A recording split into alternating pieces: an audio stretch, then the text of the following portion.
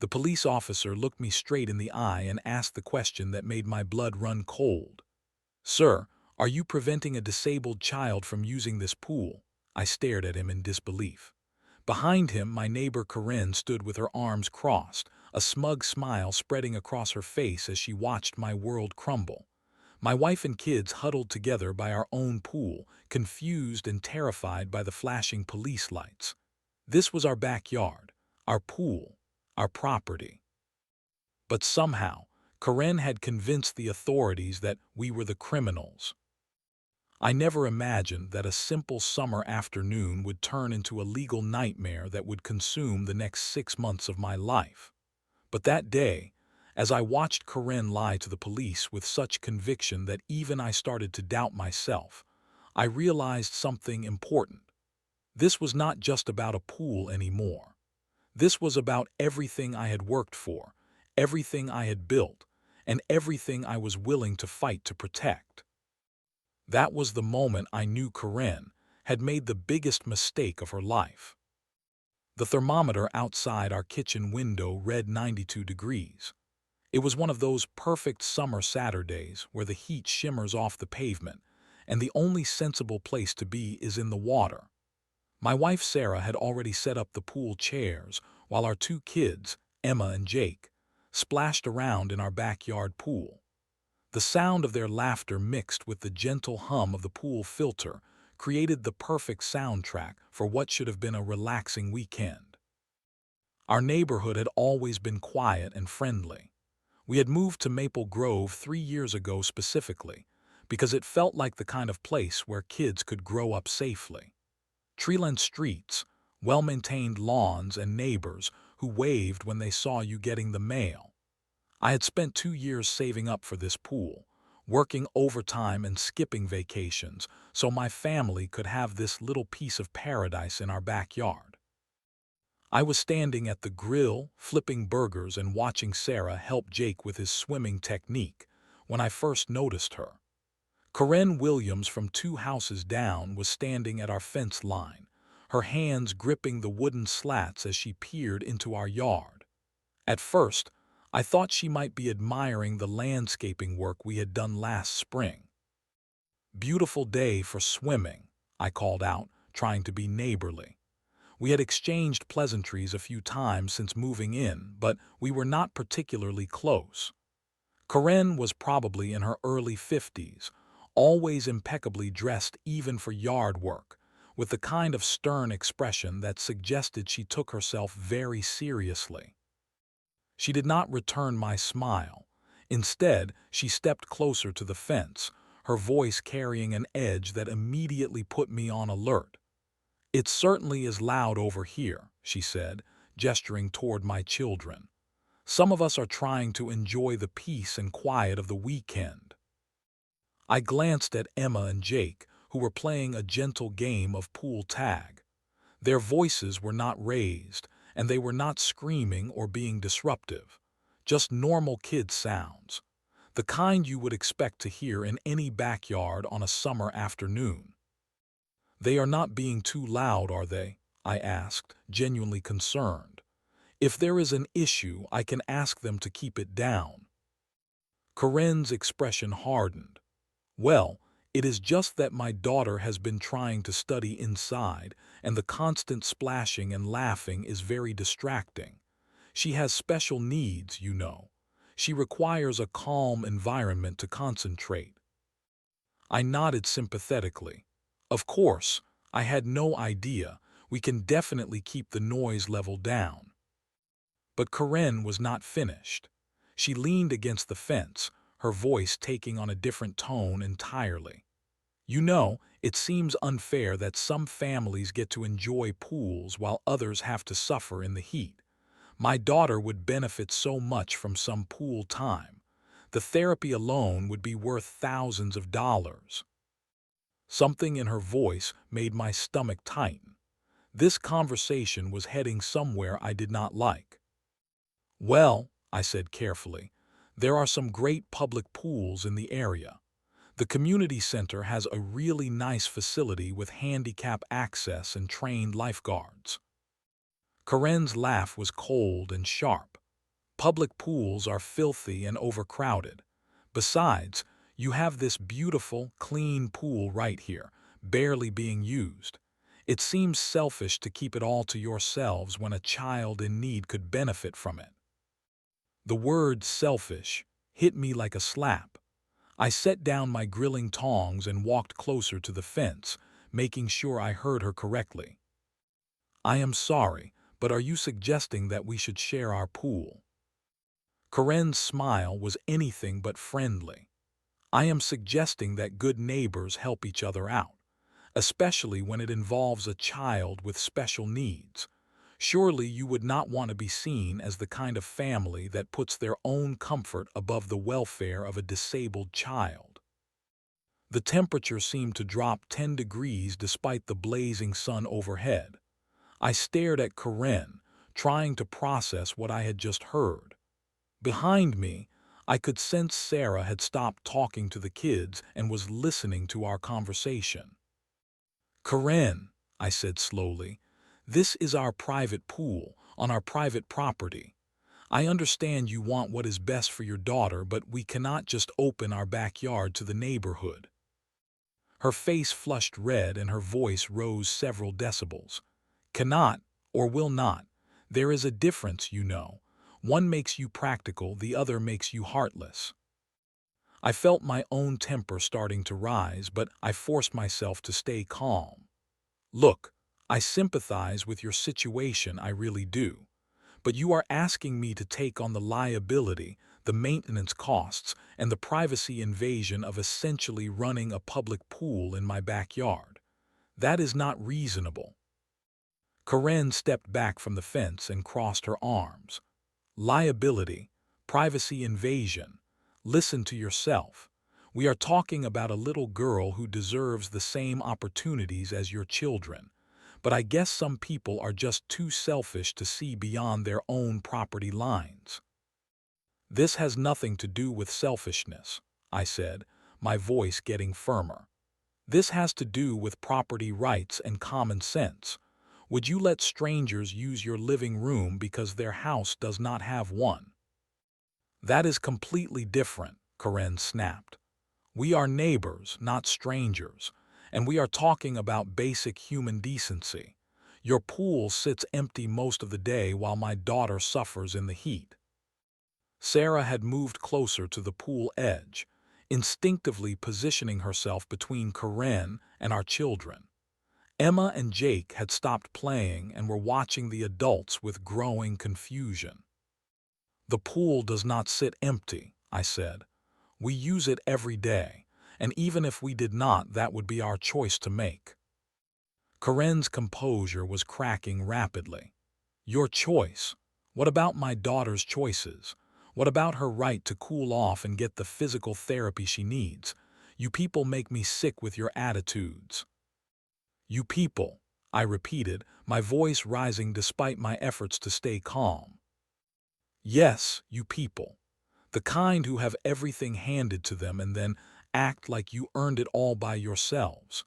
You probably do not even realize how privileged you are, sitting here in your perfect backyard with your perfect family while other children suffer." I could not believe what I was hearing. "Karen, you live in the same neighborhood we do. You drive a car that costs more than I make in 6 months. How exactly are we the privileged ones here?" She pointed a perfectly manicured finger at me, her voice reaching a pitch that had the neighbors starting to look over. "Do not you dare try to turn this around on me. I know people in this community. I know people on the HOA board. I know people who can make your life very difficult if you continue to be unreasonable." The threat hung in the air like smoke. I felt something shift inside me, a protective instinct that I had never experienced before. Nobody was going to threaten my family in our own backyard. "Are you threatening us, Karen?" "I am promising you," she said, her voice dripping with venom. "If you continue to flaunt your selfishness while a disabled child goes without, there will be consequences. Mark my words." Sarah had heard enough. She climbed out of the pool and walked over to stand beside me, water still dripping from her swimsuit. "I think you need to leave now," she said quietly but firmly. Karen looked between us, her face twisted with rage and something else I could not quite identify. Entitlement, maybe, or desperation. "Fine," she said, backing away from the fence. "But this is not over, not by a long shot. You people have no idea what you have just started." She turned and marched back toward her house, her flip-flops slapping angrily against the concrete. Just before she reached her back door, she called out one final threat that made my blood run cold. "I hope you enjoy your pool while you still can, because after I am done with you, you are going to wish you had been nicer to me." The door slammed shut with a bang that echoed across the quiet neighborhood. I stood there holding Sarah's hand, watching our children's confused faces, and wondering what we had just gotten ourselves into. I should have taken her threats more seriously. I should have started documenting everything from that moment. But I made the mistake of thinking that reasonable people would see through her obvious manipulation. I was about to learn just how wrong I could be. 37 minutes. That is exactly how long it took for Corinne to make good on her threat. I know because I checked the time on my phone when she stormed off, and I checked it again when the first police car turned into our driveway with its lights flashing. The peaceful afternoon shattered like glass. One moment we were cleaning up from lunch, the kids back in the pool and Sarah collecting the burger plates, and the next moment our quiet suburban street looked like a crime scene. Two patrol cars, their red and blue lights casting eerie shadows across our front yard in broad daylight. "Daddy, why are the police here?" Emma asked, her voice small and frightened as she clung to the pool ladder. I did not have an answer. I honestly thought they might be looking for someone, maybe canvassing the neighborhood about a break-in or something. The idea that they were here for us never crossed my mind until the first officer stepped out of his car and started walking directly toward our backyard gate. "Sir, I need to speak with you," Officer Martinez called out, his hand resting casually on his duty belt. He was young, maybe late 20s, with the kind of serious expression that suggested this was not a social visit. Behind him, his partner Officer Chen was already taking notes in a small pad. My stomach dropped as I realized this was not a mistake or a misunderstanding. Someone had called the police on us. "Of course," I said, trying to keep my voice steady for the kids. "What can I help you with?" Officer Martinez consulted his notepad. "We received a call about possible child endangerment and trespassing occurring at this address. The caller reported that children were being put at risk and that threats had been made." My mouth fell open. Child endangerment, trespassing. "Officer, I think there has been some kind of mistake." That was when I saw her. Corinne appeared from around the side of our house, her face a mask of concern and barely contained tears. Behind her was a girl I assumed was her daughter, maybe 12 or 13 years old, looking uncomfortable and confused. "Officers, thank you for coming so quickly," Corinne said, her voice trembling with what sounded like genuine fear. "I was so worried about the safety of the children." I stared at her in absolute shock. This was the same woman who had been screaming at me less than an hour ago, and now she was acting like a concerned citizen reporting a crime. Officer Chen looked between Corinne and me. "Ma'am, you are the one who placed the call." "Yes," Corinne nodded vigorously. "These people have been allowing their children to swim unsupervised while denying access to my disabled daughter. When I tried to speak with them about sharing the pool for therapeutic purposes, the man became aggressive and threatened me and my child." "That is absolutely not what happened," I said, my voice rising in disbelief. "Officer, this woman came to our backyard and demanded that we let her daughter use our private pool. When we declined, she threatened us." Corinne's performance was Oscar-worthy. Tears began flowing down her cheeks as she gestured toward her daughter. "My sweet girl has special needs. The doctor recommended pool therapy, but we cannot afford a private facility. I simply asked if good neighbors might help a child in need, and he became hostile and aggressive." "Hostile and aggressive," I repeated, unable to believe what I was hearing. "You are the one who was screaming and making threats about knowing people who could make our lives difficult." Officer Martinez held up his hand. "Sir, please calm down. We are just trying to get all the facts." That phrase, "calm down," when you are already calm, is like gasoline on a fire. I felt my face getting hot, but I forced myself to take a deep breath. "Officer, with all due respect, this woman is lying. She came to our property, demanded access to our pool, and when we refused, she threatened us. Now she is trying to flip the script and make us look like the bad guys." Corinne dabbed at her eyes with a tissue that seemed to appear from nowhere. "Officers, I understand this man is upset, but he is not telling the truth. I have witnesses who saw him yelling at me and my daughter.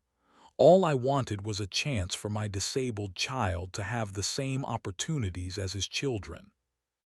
By now, neighbors were starting to emerge from their houses. Mrs. Peterson from across the street stood on her front porch, clearly listening to every word. The Johnsons from next door were pretending to water their garden while stealing glances at the police cars. Sarah had gotten the kids out of the pool and wrapped them in towels, but they were still visible to everyone. Emma was crying now, scared by the police presence and the raised voices. Jake was trying to comfort his sister, but I could see he was terrified too. Officer Chen was taking detailed notes while Corinne continued her performance. "I am just asking for basic human decency," she said, her voice breaking. "How can anyone deny a special needs child access to something that could help her so much?" "Because it is our pool," I exploded, finally losing my composure. "On our property that we paid for. You cannot just demand access to other people's private property." Officer Martinez stepped between us. "Sir, I need you to lower your voice. Getting angry is not going to help anyone." That was the moment I realized I was trapped. Corinne had played this perfectly. She had called the police, positioned herself as the victim, and now every word I said in my own defense just made me look more guilty and aggressive. The worst part was watching her daughter standing there, clearly uncomfortable with her mother's lies, but too young and too scared to speak up. I wondered how many times she had been used as a prop in her mother's manipulative games. "Officers," Corinne said softly, "I just want what is best for my daughter. I do not understand why that makes me the bad person here." Officer Martinez had been a cop for 6 years, and I could see in his eyes that something about Corinne's story was not adding up. While she continued her tearful performance, he quietly asked his partner to start interviewing the neighbors who had gathered to watch the spectacle. "Ma'am," Officer Martinez said to Corinne, "I need you to walk me through exactly what happened, step by step."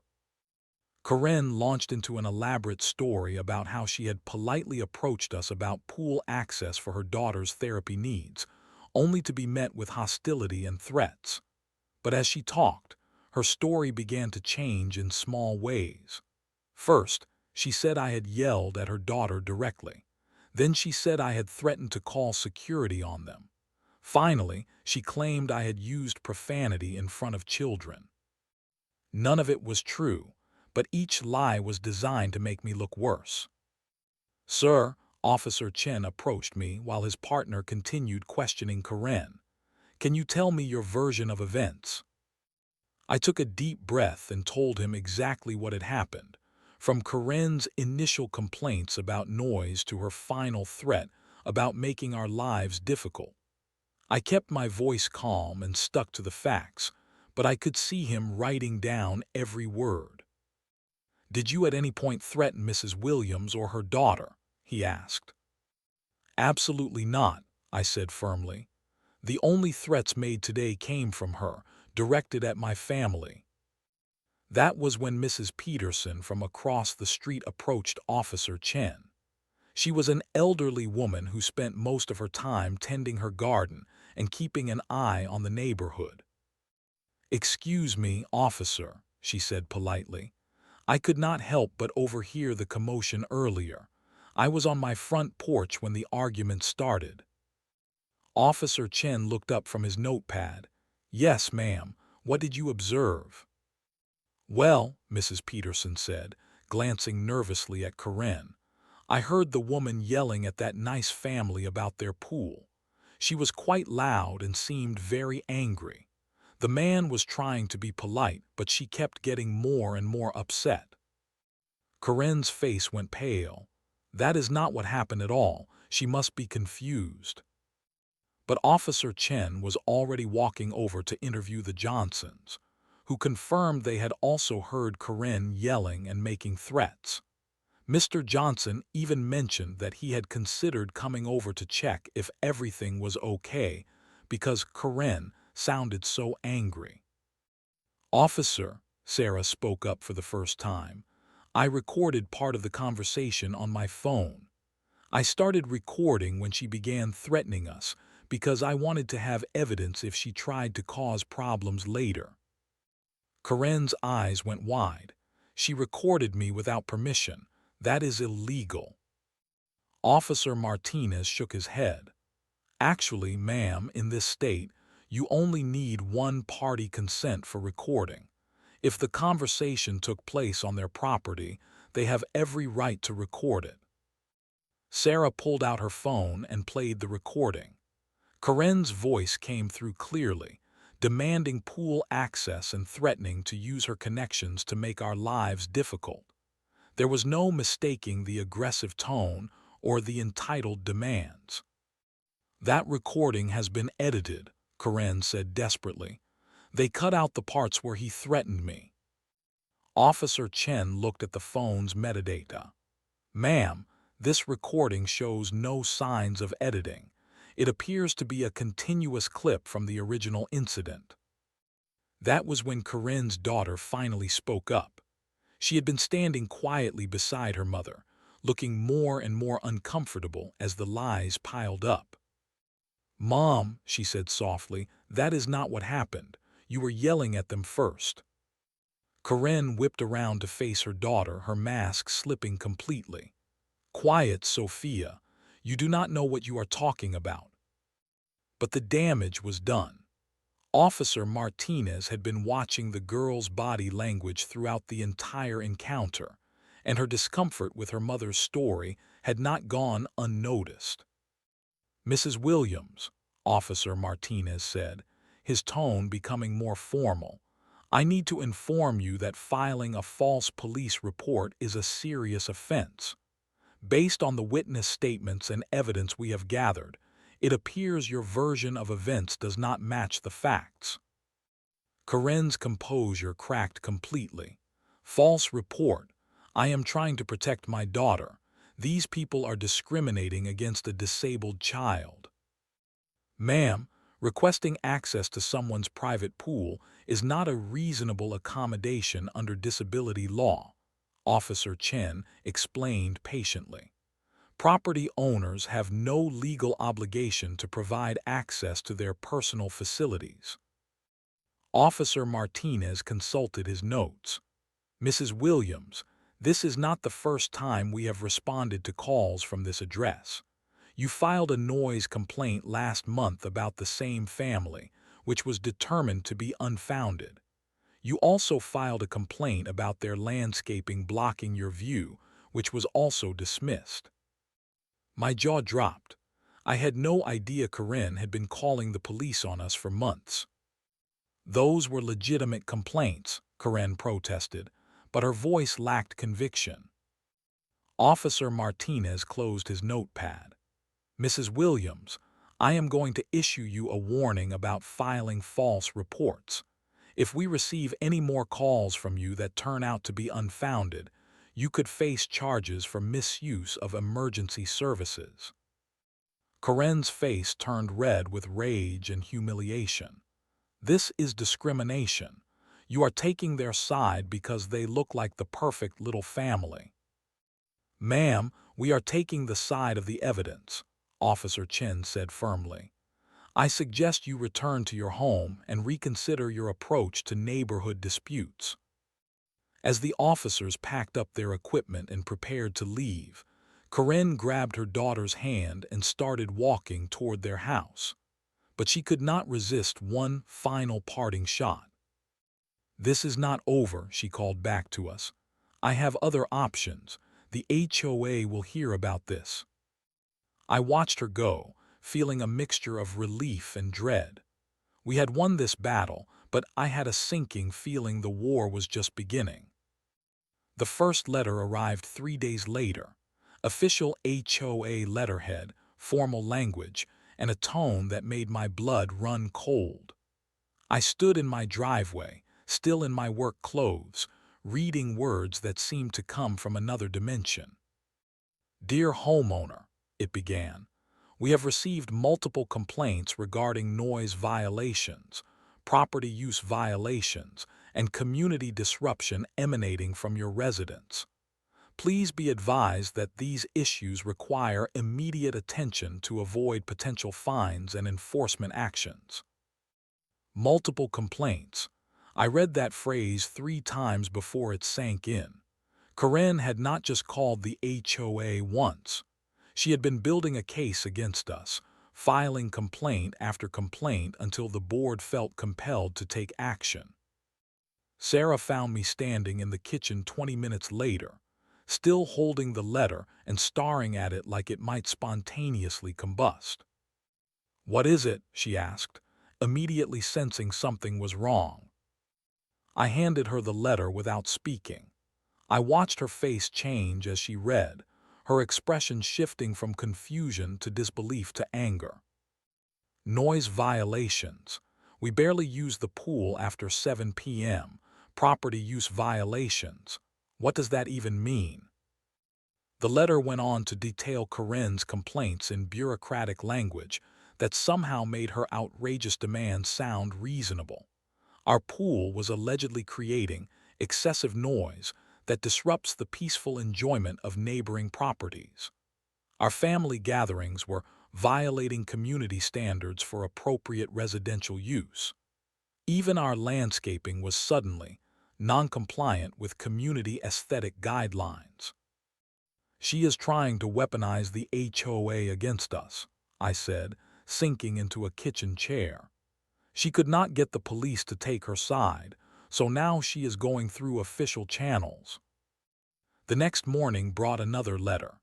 This one was even more ominous, informing us that a formal hearing had been scheduled for the following month to address the ongoing issues with our property. We were required to attend and present our case to the HOA board. But Corinne was not done. Over the next 2 weeks, she launched what could only be described as a neighborhood campaign. I would come home from work to find her standing in small groups with other neighbors, speaking in hushed tones and pointing toward our house. She had printed flyers about community standards and protecting property values that somehow found their way into every mailbox on our street. Her masterpiece was a petition that she circulated door to door, asking neighbors to support reasonable noise restrictions and community pool access programs. The language was carefully crafted to sound reasonable and progressive, but I knew exactly what it was really about.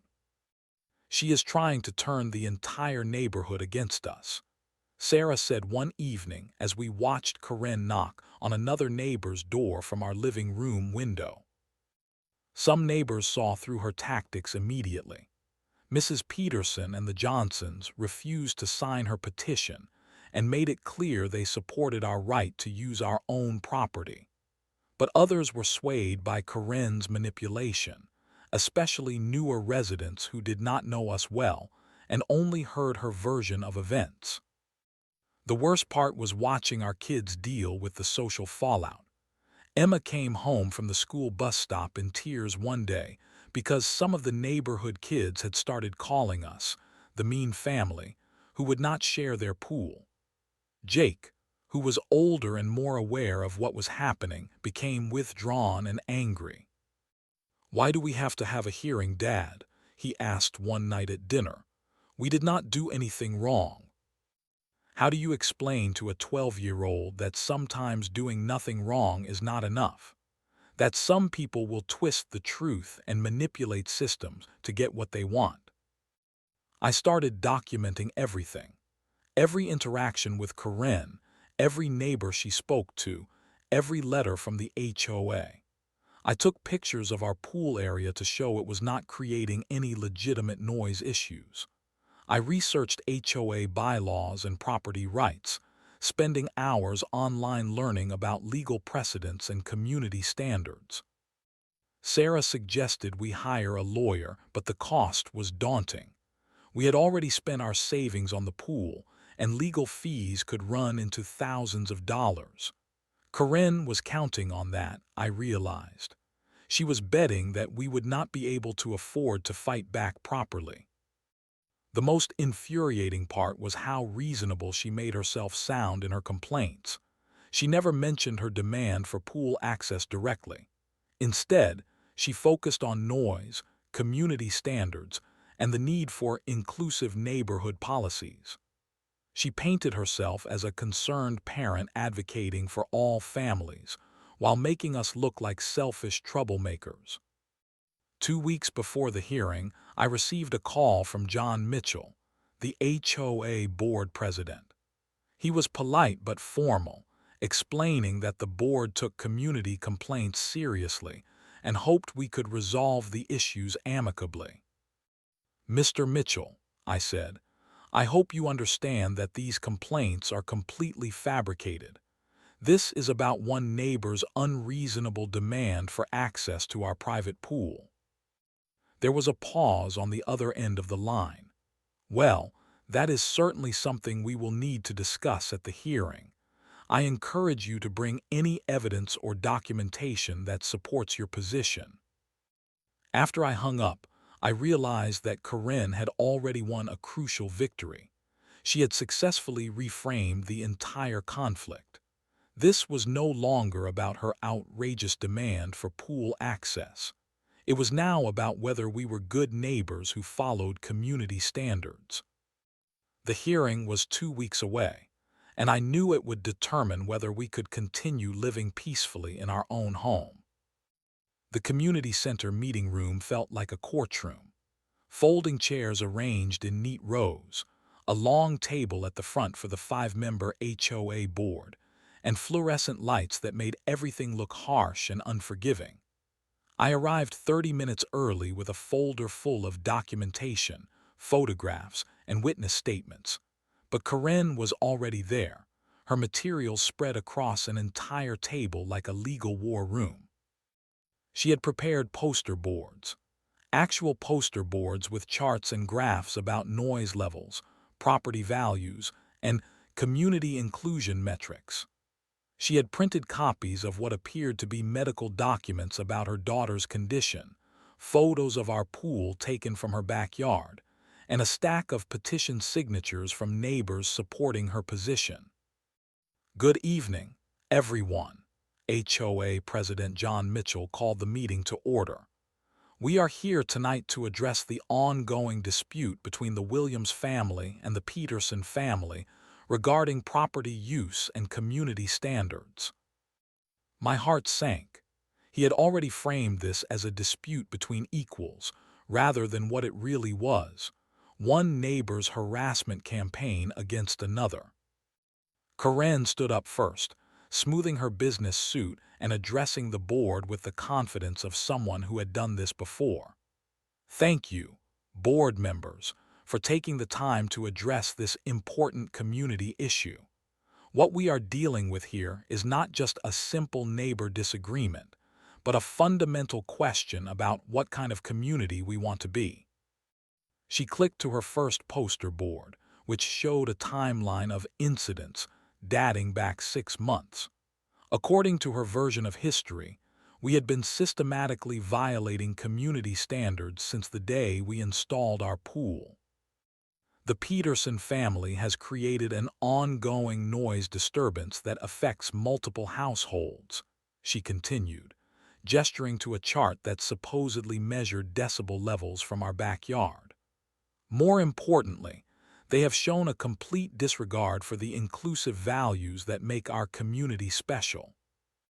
Corinne's voice took on an emotional quality as she gestured toward her daughter, who sat in the front row looking mortified.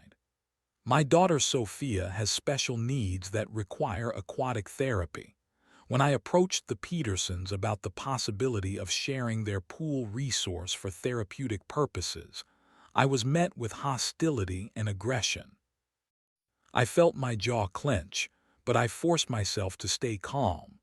This was my moment to respond, and I could not afford to look angry or unreasonable. Board member Susan Chen consulted her notes. Mrs. Williams, can you be more specific about what kind of sharing arrangement you proposed? I simply suggested that Sophia might use the pool during off-peak hours when the Peterson children were not using it. Perhaps early morning or evening sessions, just a few times per week. The therapeutic benefits would be immeasurable, and it would demonstrate the kind of community spirit that makes neighborhoods thrive. She made it sound so reasonable, so neighborly. She had completely omitted her demands, her threats, and her entitled attitude. To anyone who had not witnessed her behavior firsthand, she sounded like a concerned mother asking for help. Board President Mitchell turned to me. Mr. Peterson, would you like to respond to these allegations? I stood up, my folder of evidence in hand. Thank you, board members. First, I want to address the characterization of Mrs. Williams' initial approach. She did not politely request occasional pool access. She demanded regular access to our private pool and became verbally aggressive when we declined.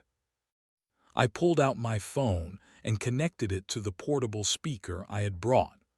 I have a recording of the actual conversation that started this entire conflict. Corinne's face went pale as her own voice filled the room, demanding pool access and threatening to make our lives difficult through her HOA connections. The board members exchanged glances as they heard the entitled tone and aggressive language that Corinne had conveniently omitted from her presentation. That recording was taken without my consent, Corinne protested. Board member David Rodriguez consulted his legal pad. Mrs. Williams, as was established by the police investigation, one-party consent recording is legal in this state when conducted on private property. The mention of the police investigation shifted the entire mood in the room. I presented copies of the police report, witness statements from neighbors who had observed Corinne's behavior, and documentation of her previous false complaints. Mrs. Williams has filed multiple unfounded complaints against my family over the past 6 months, I continued. She has attempted to use official channels to harass us into compliance with her unreasonable demands. That was when Mrs. Peterson stood up from the audience. At 82 years old, she commanded respect in the community, and when she spoke, people listened. I have lived in this neighborhood for 37 years, she said in her clear, strong voice. I have seen good neighbors and bad neighbors, and I have watched this situation unfold from the beginning. Corinne Williams has been systematically harassing the Peterson family, and it needs to stop. Other neighbors began to speak up. The Johnsons confirmed that they had heard Corinne yelling and making threats. The Martinez family from down the street testified that Karen had tried to recruit them to sign complaints against us based on false information about noise violations. But the turning point came when Sophia Williams herself stood up. The 15-year-old girl looked directly at the board, her voice shaking but determined. "My mom is not telling the truth," she said quietly. "I do not need pool therapy. I take swimming lessons at the community center, and she was not polite when she talked to the Peterson family. She was really mean to them." The room fell silent. Karen's face went through a series of expressions: shock, betrayal, and finally, rage. "Sophia, sit down right now," she hissed, but her daughter remained standing. "Mom, I am tired of this. You have been obsessed with their pool since they built it. This is not about me or my needs. This is about you wanting something that does not belong to us." Board President Mitchell called for order as Karen began arguing with her own daughter in front of the entire room. The sight of a grown woman berating her teenage daughter for telling the truth was more damaging to Karen's case than any evidence I could have presented. The board deliberated for less than 15 minutes. When they returned, President Mitchell's expression was grim. After reviewing all evidence and testimony, the board finds that the complaints filed by Mrs. Williams are without merit and appear to be motivated by personal grievance rather than legitimate community concerns. Karen shot to her feet.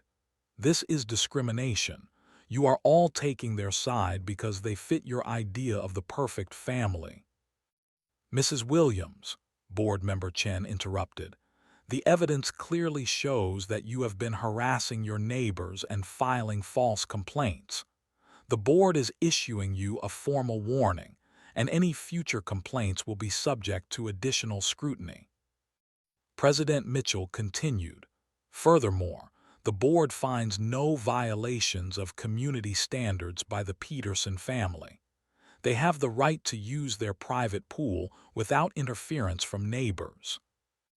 Karen's final meltdown was spectacular. She accused the board of corruption, threatened to appeal to higher authorities, and declared that she would not rest until justice was served. Her performance was so over the top that several board members were visibly uncomfortable. As she stormed out of the meeting, dragging her mortified daughter behind her, I felt a mixture of relief and vindication that I had not experienced in months. The war was finally over, or so I thought. The aftermath of the HOA hearing unfolded like the satisfying final chapter of a long novel. Karen's reputation in the neighborhood had been permanently damaged by her public meltdown and her daughter's testimony. The neighbors who had briefly been swayed by her manipulation began to see her true character, and the community solidarity that emerged surprised even me. Within 2 weeks of the hearing, Karen received her own series of official letters.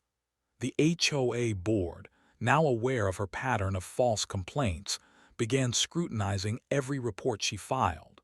Her attempt to complain about the Johnsons' dog barking was dismissed immediately. Her objection to the Martinez family's new fence was rejected without discussion. She had cried wolf too many times, and no one was listening anymore. The most satisfying moment came 3 weeks later when I was cleaning the pool filter on a Saturday morning. I hear,